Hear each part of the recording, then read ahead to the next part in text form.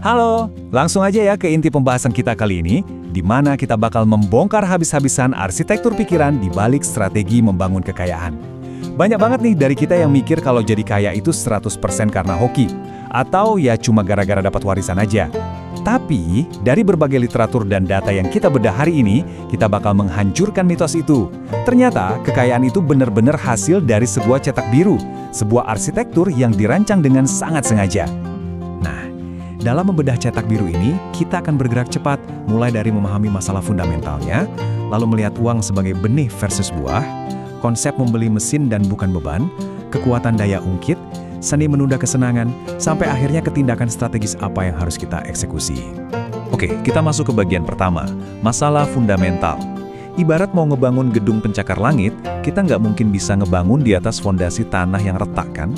Kita harus tahu dulu apa sih yang bikin banyak orang terjebak di rutinitas harian yang gitu-gitu aja. Coba bayangkan sebuah paradoks pendapatan yang unik banget ini. Ada dua orang, gajinya persis sama tiap bulannya. Tapi setelah 10 tahun berlalu, total kekayaan mereka berdua bisa beda jauh. Ibarat langit dan bumi. Kenapa bisa begitu? Karena kebanyakan orang salah fokus. Mereka sibuk mendanai gaya hidup dan dekorasi aja, bukannya ngebangun fondasi.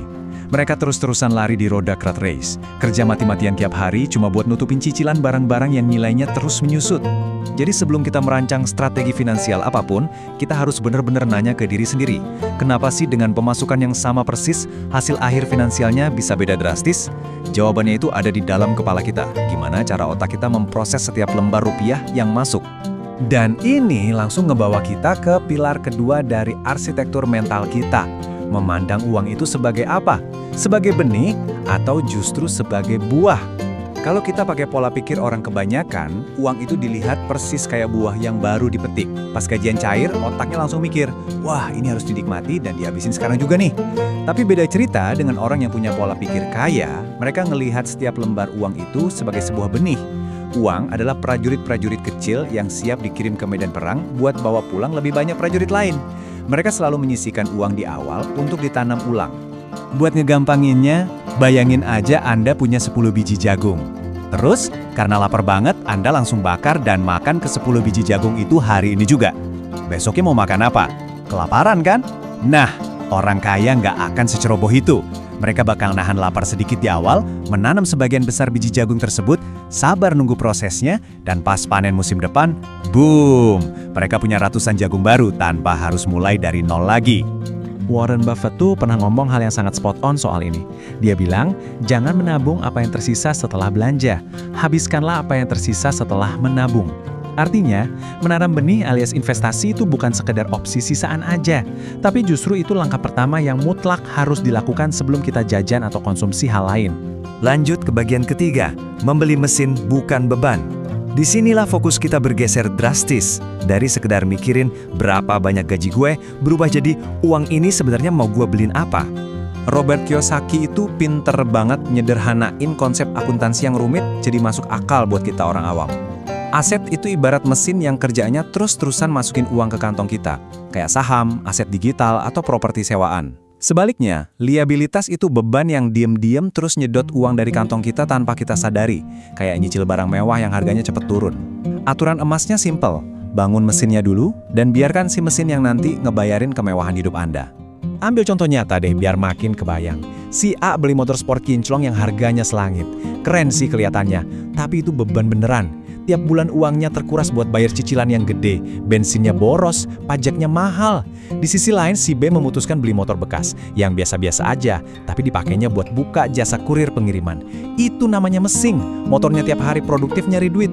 Pertanyaannya, dalam 5 tahun ke depan, siapa yang bakal ketawa paling akhir? Udah pasti si B yang ngebeli mesin pencetak uang tadi.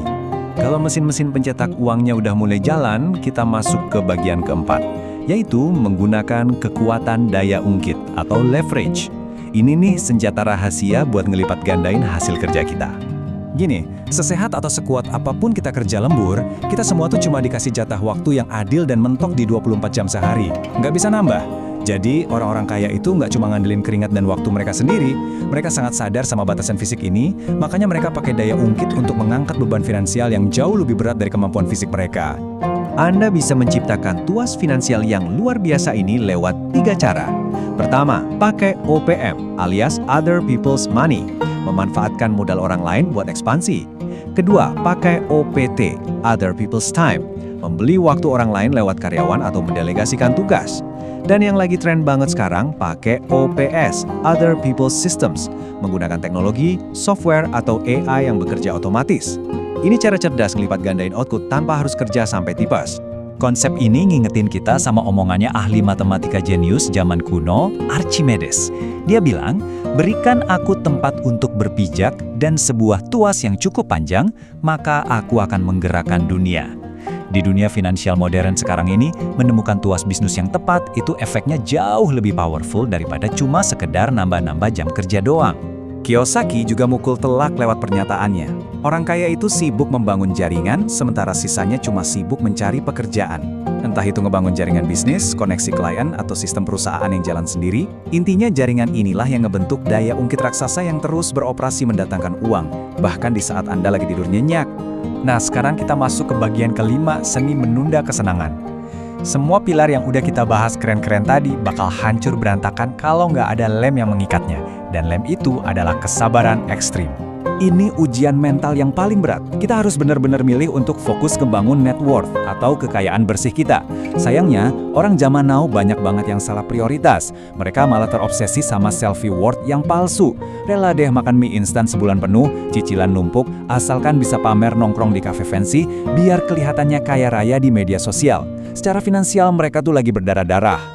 Daripada capek hati ngikutin gengsi pengen kelihatan cepat kaya, yang mana malah bikin hidup penuh kecemasan karena dililit utang konsumtif, mending tahan dulu deh kesenangan jangka pendek itu. Relakan pakai barang yang fungsinya masih bagus selama beberapa tahun ekstra. Bangun fondasi batu karang yang super kuat selama 5 tahun aja, supaya Anda benar-benar bisa menikmati kebebasan dan peace of mind selama 50 tahun ke depannya. Terakhir, bagian keenam, tindakan strategis. Rancangannya udah ada di kepala kita. Fondasinya udah jelas, sekarang waktunya kita turun lapangan dan bertindak. Biar uang benar-benar bertransformasi jadi alat produksi, ada 3 langkah nyata yang harus dieksekusi sekarang. Pertama, edukasi diri. Investasikan uang ke isi kepala Anda, karena itu satu-satunya aset dengan return tak terbatas yang nggak bisa dicuri orang. Kedua, kontrol cash flow dengan kejam. Lacak dan awasi setiap sen benir yang keluar masuk dari dompet Anda. Ketiga, investasi waktu. Berhenti cuma menukar jam kerja dengan uang, mulailah pakai waktu luang Anda untuk ngebangun sistem aset masa depan Anda. Pada akhirnya, strategi itu emang kuncinya. Tapi kalau nggak dieksekusi secara konsisten, ya bakal jadi omong kosong belaka. Semuanya balik lagi ke action nyata Anda di lapangan. Gimana caranya mengubah konsep abstrak dari bedah literatur ini menjadi benteng kekayaan pribadi Anda yang nggak bisa diruntuhkan oleh keadaan. Nah, sebelum kita tutup pembahasan seru kali ini, coba deh kasih waktu sebentar buat nanya sejujur-jujurnya ke diri Anda sendiri. Dari rutinitas pagi sampai malam yang Anda lakuin tiap hari itu, apakah Anda selama ini cuma lagi sibuk ngedekorasi gaya hidup sementara, atau diem-diem Anda lagi merancang dan ngebangun sebuah kerajaan finansial? Pilihan selalu ada di tangan Anda. Teruslah berkembang, teruslah belajar, dan sampai jumpa di pembahasan materi menarik berikutnya.